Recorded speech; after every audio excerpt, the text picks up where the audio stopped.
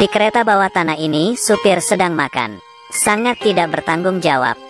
Kemudian saat itu ia kaget melihat di depannya muncul air yang bocor. Ia yang kaget pun segera mengerem kereta.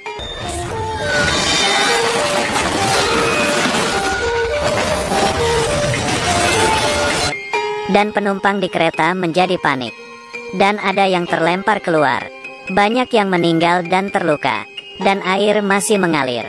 Tidak lama kemudian tempat itu banjir. Orang-orang ini mengalami hal yang lebih parah.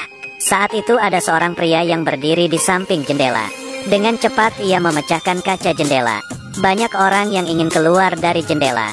Kemudian ia memilih untuk memanjat ke atas. Ia melihat kereta yang terkena air. Terus-menerus membanjiri kereta. Penumpang di dalam juga sudah banyak yang meninggal. Tapi penumpang yang keluar semuanya kelihatan panik dan berlari ke arah lain. Melihat hal yang tidak bisa dijelaskan, ini suatu kejadian yang menyedihkan. Seorang pria menemukan anaknya. Setelah memastikan anaknya tidak terluka, ia kembali ke tempatnya. Penumpang ini berlari ke bagian kepala kereta, ingin menggerakkan kembali kereta. Tapi tidak lama kemudian, kereta nyangkut dan tidak bisa bergerak. Zombie yang keluar. Penumpang yang tidak selamat mengenai listrik, dan kebetulan di bawah penuh dengan air. Hanya dengan ada sedikit percikan api saja, maka mereka akan jatuh semua. Penumpang yang kembali dan petugas di kereta kaget, karena orang-orang itu adalah orang yang tidak selamat tadi. Ia tahu apa yang dihadapinya. Petugas lainnya, Jack melihat anjing di dalam air. Bisa dipastikan, dalam air sudah aman, tidak ada listrik lagi. Mereka turun ke bawah memutuskan untuk mencari jalan. Sampai di sini hanya tersisa 7 orang yang hidup. Pria bertopi, anak kecil, Jack, si gendut, wanita bertopi, sang gadis dan pria satunya. Mereka semua berjalan. Anjing berlari ke suatu lubang di samping. Mereka masih tidak mengerti dengan apa yang terjadi. Di belakang ada yang bergerak ke arah mereka. Semua orang dengan cepat bersembunyi di lubang yang ditemukan si anjing. Si gendut tetap di tempat, bersikeras mengatakan jalan itu salah. Ia terus berlari ke depan. Tapi di air bagaimana bisa dia melewati kereta? Ia putus asa dan berlutut. Kemudian ia pun mati. Sehingga tersisa 6 orang. Mereka membuka pintu. Di dalam pintu ada poros yang tingginya lebih dari 10 meter. Jalan keluar di atasnya. Mereka berteriak dengan keras. Tapi jalanan di atasnya sama sekali tidak ada yang mendengarnya. Di sisi lain pintu sudah terkunci. Dan air semakin tinggi. Saat itu gadis penyakit asmanya kambuh. Dan pria masuk ke dalam air untuk mencarikan alatnya.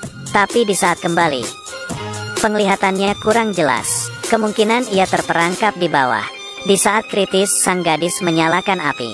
Ia sudah tidak bisa menahannya lagi. Saat itu sang pria keluar dari air dan memberikan alatnya. Akhirnya sang gadis pun mendapatkan pertolongan. Kemudian mereka mengapung di atas air. Dan ponsel akhirnya ada sinyal. Pria bertopi menelepon istrinya, mengatakan mereka di bawah lorong. Belum juga bisa berkata banyak, sinyal sudah putus. Dan air semakin naik ke atas. Mereka mendekati tempat keluar. Orang-orang ini direndam air. Dan hanya berjarak dekat dengan pintu keluar. Di luar adalah jalanan. Hanya dengan bisa membuka besi itu, maka mereka bisa ketolong. Tapi besi itu sama sekali tidak bisa dibuka. Mereka terus berteriak, tapi di luar lebih berisik. Sama sekali tidak ada yang bisa mendengarnya. Jack mengambil batu yang mengapung dan mengeluarkannya keluar, berharap bisa menarik perhatian orang. Tapi sangat tidak kebetulan, batang itu dilindas mobil lain. Dengan cepat pintu dihancurkan oleh semburan air, sehingga air menurun ke bawah. Semuanya terbawa arus. Gadis bertopi kehilangan jejak, sehingga hanya sisa 5 orang. Mereka meneruskan perjalanan mereka. Istrinya juga meminta pertolongan, menyuruh orang untuk melihat lorong di bawah.